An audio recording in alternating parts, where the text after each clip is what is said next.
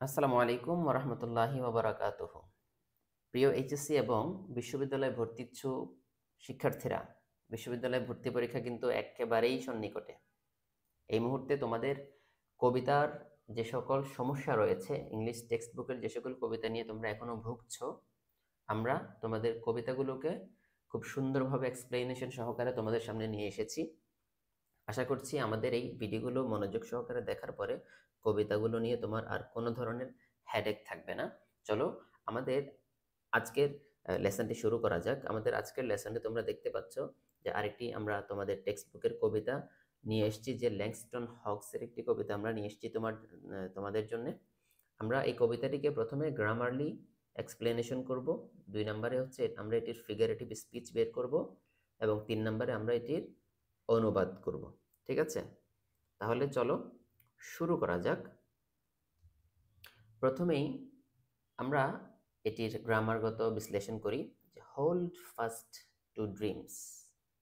ঠিক আছে, এটি একটি ইম্পারেটিভ সেন্টেন্স, তোমরা দেখতেই পাচ্ছ এটি হচ্ছে একটি ইম্পারেটিভ সেন্টেন্স।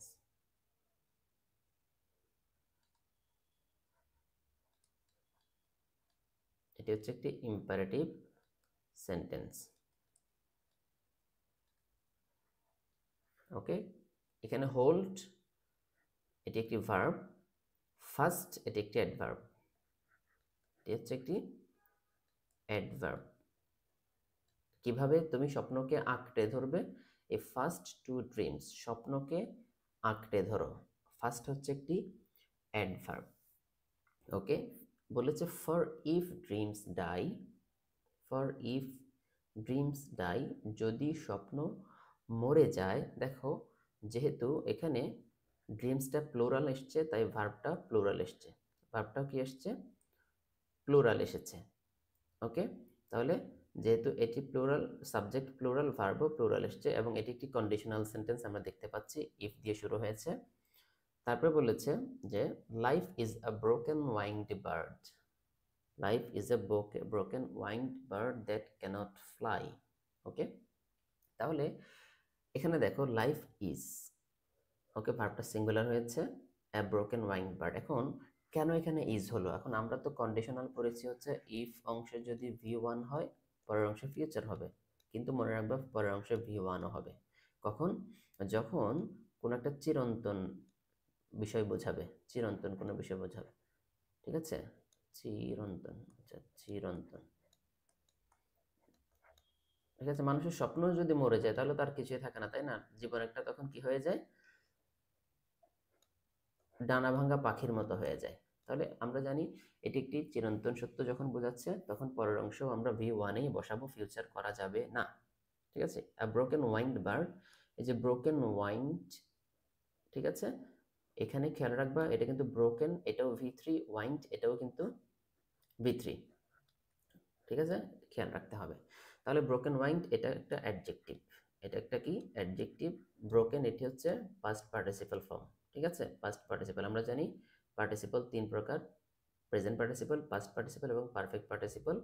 আর পাস্ট পার্টিসিপাল আমরা ব্যবহার করি কোথায়? যখন এই আহ, তোমার এই যে পাখি, ঠিক আছে, পাখি হচ্ছে এই যে ডানা ভেঙে যাওয়ার কাজটা, পাখি কি নিজে ভেঙে ফেলে? না, সে নিজে ভাঙে না, সে মানে অন্য কেউ বা কোনো কারণে তার পাখাটা ভেঙে যায়। ঠিক আছে, এই ব্রোকেন হওয়ার কাজটা পাখিটা রিসিভ করছে, মনে রাখবা।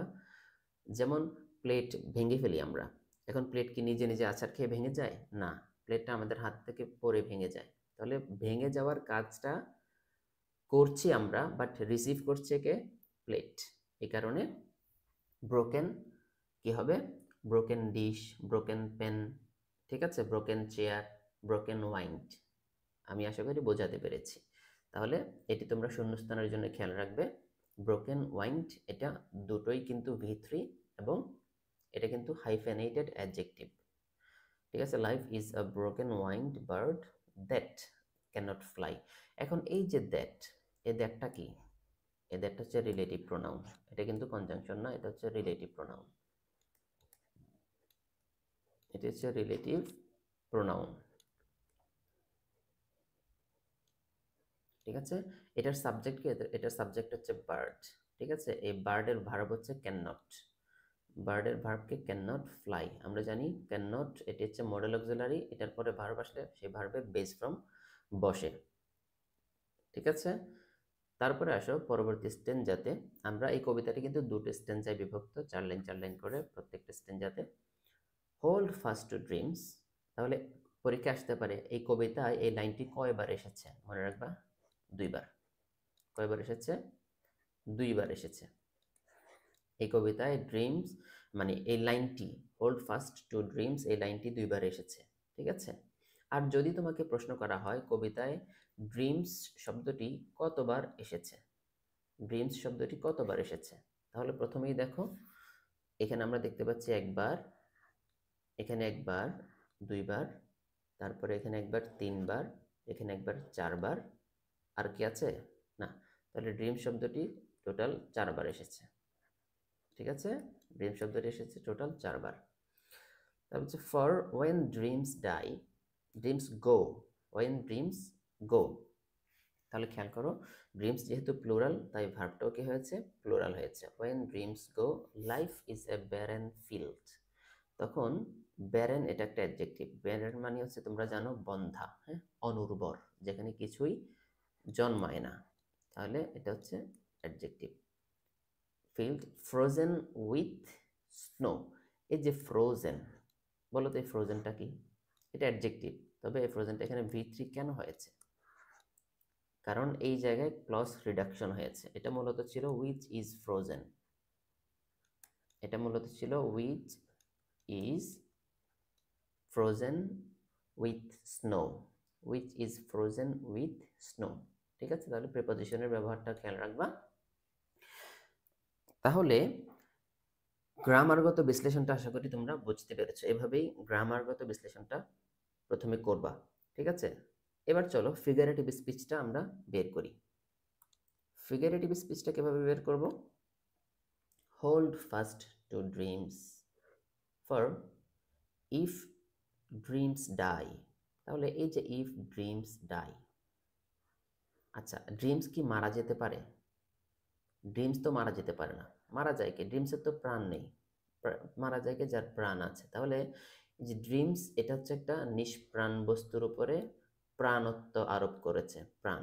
তাহলে এটাকে আমরা বলি হচ্ছে পার্সনিফিকেশন, এটাকে আমরা বলি হচ্ছে পার্সনিফিকেশন,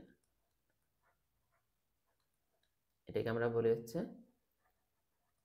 পার্সনিফিকেশন, ব্যক্তিত্ব আরোপ করলাম। ঠিক আছে, তাহলে ইফ ড্রিমস ডাই এটি হচ্ছে পার্সনিফিকেশনের উদাহরণ। তারপরে বলেছে life is a broken winged bird, তাহলে খেয়াল করো তো দুটো জিনিসের মধ্যে তুলনা হচ্ছে, একটা হচ্ছে বার্ড আর একটা হচ্ছে লাইফ। লাইফকে আমি কার সাথে তুলনা করছি? বার্ডের সাথে। কি হিসেবে? Life is a broken winged bird, জীবন হচ্ছে একটা ডানা ভাঙা পাখির মতো, দ্যাট ক্যান নট ফ্লাই, যেই পাখিটা উঠতে পারে না। ঠিক আছে, তাহলে আমরা একটু আগে পড়ে এসেছি যে সিমিলি এবং মেটাফোর, একটা হচ্ছে সিমিলি আর একটা হচ্ছে মেটাফোর। পার্থক্য কি? দুটোই কিন্তু একই বিষয়, হ্যাঁ, দুটো একই বিষয়। পার্থক্য হচ্ছে সিমিলি হলে আমরা কি কি উল্লেখ থাকবে? লাইক অথবা অ্যাজ উল্লেখ থাকবে। সিমিলি হলে, সিমিলি যদি হয় সেক্ষেত্রে লাইক অথবা অ্যাজ উল্লেখ থাকবে। ঠিক আছে, যাদের মধ্যে আমি তুলনা করছি। আর মেটাফোরে লাইক অথবা অ্যাজ উল্লেখ থাকতে হবে না, মেটাফোরের ক্ষেত্রে লাইক অথবা অ্যাজ উল্লেখ থাকতে হবে না। তাহলে এই যে এটা life is a broken winged bird, এটাকে আমরা কি বলবো? It's a metaphor. এটা একটা কি? মেটাফোর।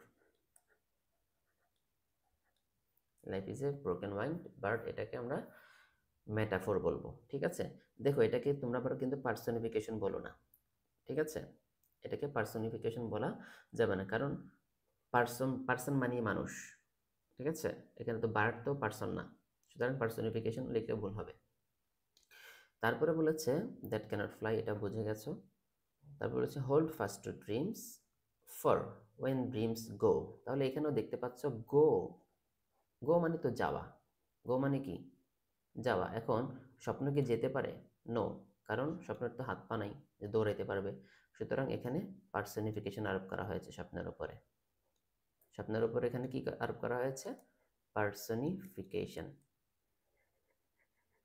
স্বপ্নের উপর এখানে পার্সনিফিকেশন আরোপ করা হয়েছে।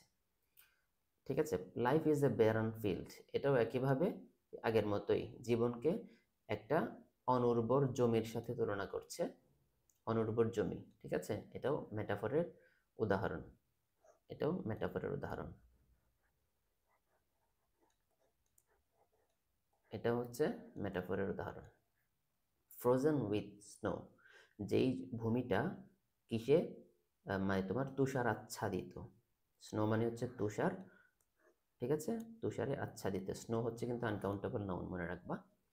ঠিক আছে, এটা হলো আমাদের এই কবিতাটির ফিগারেটিভ স্পিচ এক্সপ্লেনেশন। এবার চলো আমরা একটা অনুবাদটা একটু খেয়াল করি। বলেছে হোল্ড ফাস্ট টু ড্রিমস, স্বপ্নকে আঁকড়ে ধরো। ফর ইফ ড্রিমস ডাই, কেননা যদি স্বপ্ন মারা যায়। Life is a broken wing bird, তাহলে জীবন একটি ডানা ভাঙা পাখির মতো, যেই পাখিটি ক্যানট ফ্লাই, উঠতে পারে না। হোল্ড ফাস্ট টু ড্রিমস, স্বপ্নকে আঁকড়ে ধরো। ফর, কেননা ওয়েন ড্রিমস গো, যদি স্বপ্ন বিলীন হয়ে যায়। Life is a barren field, তাহলে জীবন একটি অনুর্বর ভূমির মতো, যে ভূমিটা হচ্ছে ফ্রোজেন উইথ স্নো, যেটি হচ্ছে তুষারে আবৃত বা তুষার আচ্ছাদিত। ঠিক আছে, আশা করছি তোমরা এই বিষয়টি খুব ভালোভাবে বুঝতে পেরেছ। যদি আমাদের এই ক্লাসটি ভালো লেগে থাকে তাহলে আমাদের পেজটি সাবস্ক্রাইব করে রাখো। ভালো থাকো। আসসালামু আলাইকুম ওয়া রাহমাতুল্লাহ।